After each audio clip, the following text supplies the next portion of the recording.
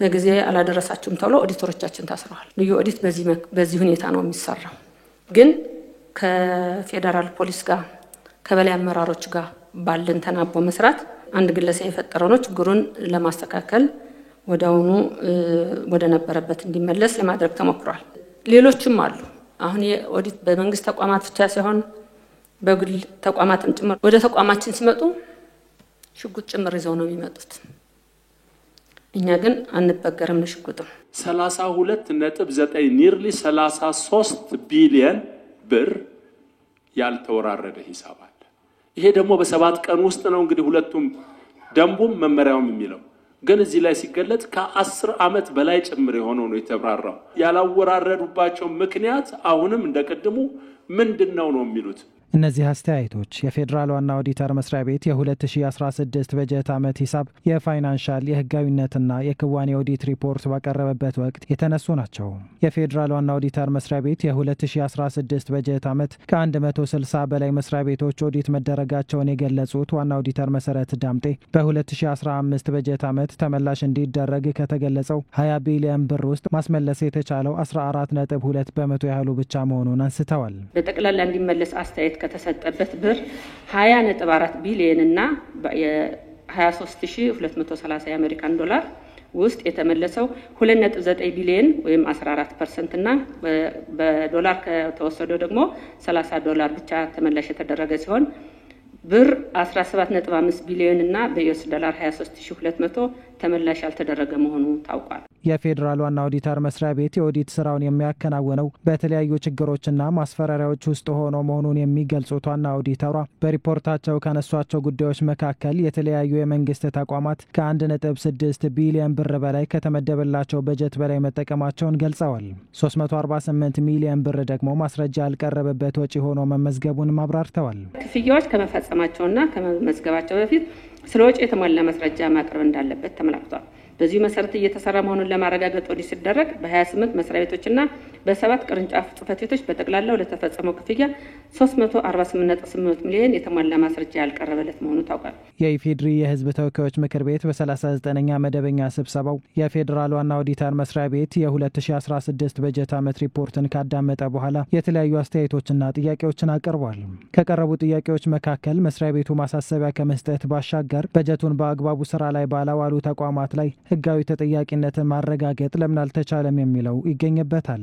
አሳስበናል፣ ሪፖርት ልከናል፣ የድርጊት መርሃ ግብር እንዲያዘጋጁ አዘናል የሚል ካልሆነ በስተቀር መቼ ነው የሁሉ ሀብት የባከነ ተጠያቂነት ሊሰፍን የሚችለው? የዋናው ኦዲተር ስልጣንና ተግባር በግልጽ የተቀመጠ ነው። የተከበረው ምክር ቤት የሚያጸድቀውን በጀት በተቀመጡ አዋጆች፣ ደንቦች መሰረት ሪፖርቱን ሰርቶ ለተከበረው ምክር ቤት ማቅረብ ነው። በዚያ መሰረት እያቀረብን ነው። ከማሳሰቢያ ውጭ ሌላ ስልጣን ስለሌለን ነው። አገልግሎት ላይ ሳይውል በመቅረቱ ተመላሽ እንዲደረግ ከተወሰነው 20 ቢሊዮን ብር ውስጥ ተመላሽ የተደረገው 14.2 በመቶ ያህሉ ብቻ መሆኑን በማንሳት የመንግስት ሀብትን ተመላሽ ማድረግ ትኩረት ሊሰጠው እንደሚገባ ነው የተጠቆመው። ኦዲት ከተደረገ በኋላ በተለይ 2015 ላይ እርምጃ የወሰዱም ያልወሰዱም ተቋማት አሉ። እንደገና እርምጃ ስለመወሰዱ ኦዲት አደረጋችሁና ይህን እርምጃ ያልወሰዱ ተቋማት 14% ብቻ ነው የተፈጸመው። በዶላር ራሱ ወደ 0.3 ምናምን አካባቢ። ስለዚህ ለነዚህ ሌላ ኦዲተር መስሪያ ቤት ሊቋቋም ነው እንደ እኔ ግራ የሚገባ ስራ ነው ያለው። ሀብት ለብክነትም ለሌብነትም የሚያጋልጡ ለብልሹ አሰራር የሚያጋልጡ ጉዳዮችን በዝርዝር በተከታታይ ለማየት ተሞክሯል። እዚህ ውስጥ በእርግጥ ቅድም የተከበሩ አቶ ዳውድ እንዳነሱት ፍርድ ቤቶች አያስፈልጉም። ፍርድ ቤት ህግ ተርጓሚ ነው። በቀረበለት ጉዳይ የተጠያቂነት በሚኖርበት ጊዜ ያን ማድረግ ስላለበት ማለት ነው። ስለዚህ ይሄን ለማድረግ ጥረት ተደርጓል። ከዛ በመነሳት ምንድነው ያደረገው? ህግ ነው የወጣው። ህጉ ቅጣቶችን በጭምር ተቋም ምን ይቀጣል፣ የሥራ ኃላፊ ምን ይቀጣል የሚል ህግ አውጥተናል። በመንግስት መስሪያ ቤቶች የሚገኙ ተሽከርካሪዎች አያያዝ ላይ የሚስተዋሉ ችግሮች መኖራቸው ከምክር ቤት አባላት ከተነሱ ጉዳዮች መካከል ሲሆን ይህ ችግር ማስተካከያ እንዲደረግበት ጥረት ቢደረግም ለውጥ አለመገኘቱ ነው የተገለጸው።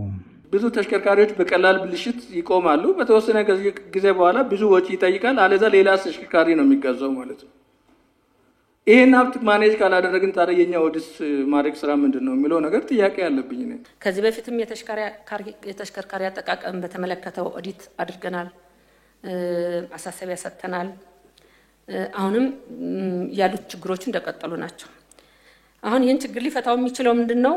አሁን አዲሱ ተሻሽሎ የወጣው መመሪያ ተጠያቂነትን ስለሚያረጋግጥ ቀጣይ በዛ መመሪያ መሰረት ስለሆነ ክራይቴሪያችን የምናደርገው ያኔ የበለጠ በቀጣይ ለውጥ ይመጣል ብለን እናስባለን። የፌዴራል ዋና ኦዲተር መስሪያ ቤት በሪፖርቱ የ12ኛ ክፍል መውጫ ፈተና በከፍተኛ የትምህርት ተቋማት እንዲሰጥ ሲደረግ 9 ሚሊዮን ብር በጀት ቢመደብም በትምህርት ተቋማቱ የተደረገው ወጪ ግን ከ15 ሚሊዮን ብር በላይ መሆኑ ተመላክቷል። ዩኒቨርሲቲዎች ሙሉ ትኩረታቸው በትምህርትና ምርምር ዙሪያ ብቻ ሊሆን እንደሚገባም ነው ዋና ኦዲተሩ ያመለከቱት። አሁን ዩኒቨርሲቲዎችን አብዛኛዎቹ ግርስ የሚያስገባቸው ከኮንስትራክሽንና ከምገባ ጋር ያለው ስለሆነ ኮንስትራክሽን ብቻ ሳይሆን ከምገባም ቢወጡ ምናልባት መማርና ማስተማሩ ውጤታማ ሊሆን ይችላል።